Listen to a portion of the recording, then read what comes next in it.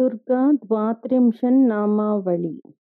दुर्गा दुर्गात्यशमनी, दुर्गा पद्विनिवारिणी, दुर्गमच्छेदिनी, दुर्गसाधिनी, दुर्गनाशिनी, दुर्गतोद्धारिणी, दुर्गनिहन्त्री, दुर्गमापहा, दुर्गमज्ञानदा, दुर्गदैत्यलोकदवानला, दुर्गमा दुर्गमालोका, दुर्गमात्मस्वरूपिणी, दुर्गमार्गप्रदा, दुर्गमविद्या, दुर्गमाश्रिता, दुर्गमज्ञानसंस्थाना, दुर्गमज्ञानभासिनी, दुर्गमोहा, दुर्गमगा, दुर्गमार्तस्वरूपिणी, दुर्गमासुरसंहन्त्री, दुर्गमायुधधारिणी, दुर्गमाङ्गी, दुर्गमता, दुर्गम्या, दुर्गमेश्वरी,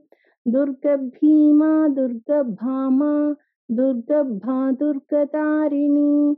नामावलिमिमां यस्तु दुर्गाया मम मानव, पठेत् सर्वभयान्मुक्तो भविष्यति न संशयः।